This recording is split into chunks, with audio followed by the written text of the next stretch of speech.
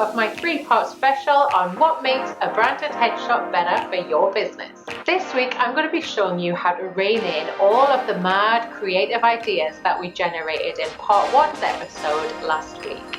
This is a really good way of trying to find a comfort level in doing something new that feels a little bit out there with your brand.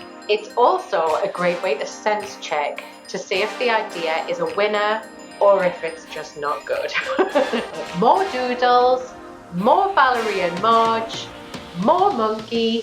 Let's do this.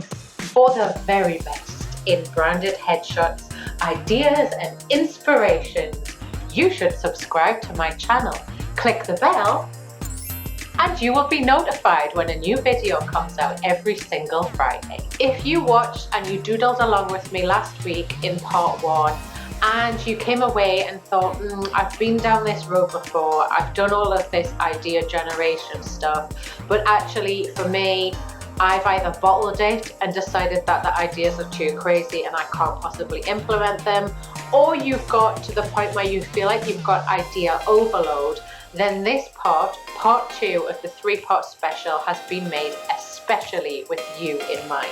A lot of us feel like once we're inspired and we get going and into the groove of it, we can come up with lots and lots and lots of great new ideas. But where a lot of us fail in this process is knowing how to step back and figure out which of those ideas are the winners and which of them probably need to be brushed under the carpet. By the end of this episode, part 2, you're going to know how I sense check my mad creativity when I'm working with real life clients on planning their next branded headshot session.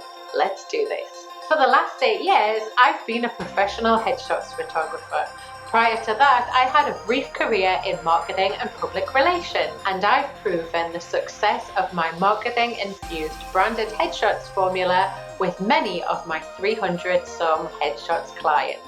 Last week, you met completely fictitious Valerie and Marg, my pretend headshots clients. Now let's be honest, they gave me a pretty weak debriefing for their headshot session.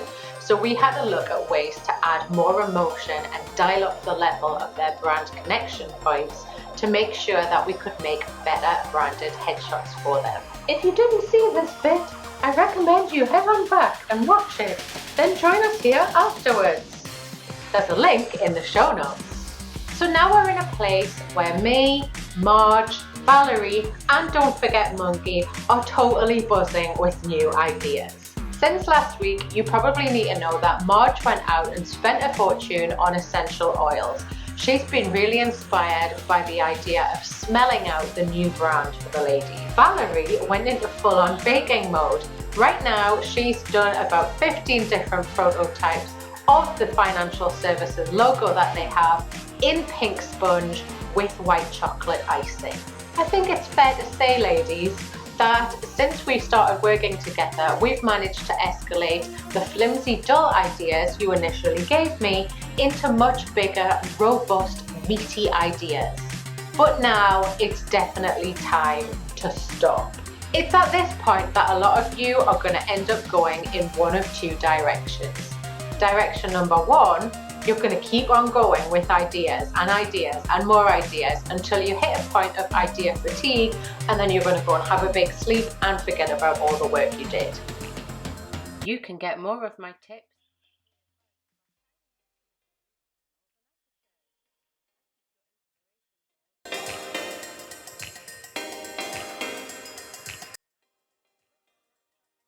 direct to your inbox every single week.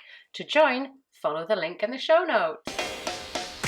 Or direction 2, you're going to freak out at the enormity of your ideas, decide that they're a little bit too scary to do, and you're going to run away from them and hide under a rock. All that needs to happen at this point in the process is you need to learn about how to whittle out the great ideas from the not so great ideas. All of the hard work is already done. Now for me, it doesn't get more traditional than this 1950s, 60s marketing model, the 4 Ps. Let's flip the screen and get into doodling. Starting with price, what is your RRP? What are your overheads? what is your profit margin, and how does all of that fit into your share of the market that you operate in. For Valerie and Marg, we know that they are really, really skilled. We already know that they've worked in industry, remember how they got together, but at the time of doing this exercise, I learned that both of the ladies have financial degrees. They both went on to get their accounting qualifications, and they both maintain their knowledge with memberships to the FSC level of compliance. So these ladies are pretty well skilled. In addition to the fact that they have specialised in female-related finances, both of the ladies take time out to attend any relevant conferences where they get an opportunity to bone up on current women's finance issues and changes. So because of all of these things, Valerie and Marg both agree that they can securely belong in the higher value, higher quality end of their market share. They feel that with the right branding, they might even be able to edge their way up a little bit more in price to attract more affluent clients who have more complex financial needs. Now moving into product, we know that they do financial services, but after a little bit more investigation, I've learned some more. So they give practical and skilled financial planning advice, along with easy to follow process improvement for the female business owner as she's working in her business. It's either delivered in a one-off project, or the ultimate goal for them right now is to get clients to keep returning for an annual review and makeover of their finances. Thinking then about promotion, in what way do you promote your magic skills? So until now, Valerie and Marg haven't really had that much of a clear promotional plan. But following on from the work that we've done on the human senses last week, both of their brains are full of clever new ideas when it comes to promotions. They've tried hanging out at their local WI groups to meet the affluent older ladies who are now retired, but they found that it was really hard to explain what they do in an appealing way, so nothing's ever come of it in the past. Now they have some more emotional hooks, they feel that they're ready to go back and give this another go. Both of the ladies contribute to their children's school's PTA, and they now feel that they're in a position where they can be very focused, approach the Board of Governors to offer the teaching team a free financial audit to see if they can support their teaching staff better as a way to giving back their skills. Finally, thinking about place, where do you do what you do? Where do you make it? Where do you deliver it? And sometimes, where does your thing place within the rest of your industry market share?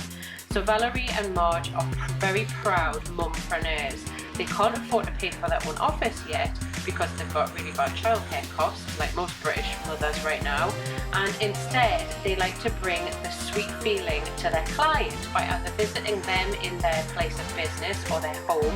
They like to go along with cake and all of the ingredients that they could possibly need to have a really nice pot of tea. We also know that if that's not possible, they would talk to the client in their home, or if they don't have home offices, they've got that sweet deal that we already know about with Mary, the female cafe owner, who has a good little deal with them so that when they take in clients, it's mutually beneficial. You've now got 1 week ahead of you where you can get all of your madcap creative ideas and hang them up on the 4 Ps framework to figure out which ones are practical and will work, and which ones probably need to be left to one side. Keep on questioning every single time you're about to add a new idea to the framework. Is this practical? Is this doable? Does this resonate with the overall brand effect? Next week, we're going to be bringing all of the work that we've done in the last 2 parts together to form a really brilliant headshots shoot list ready for Valerie and Marg's headshot session. I'll see you then. Mwah.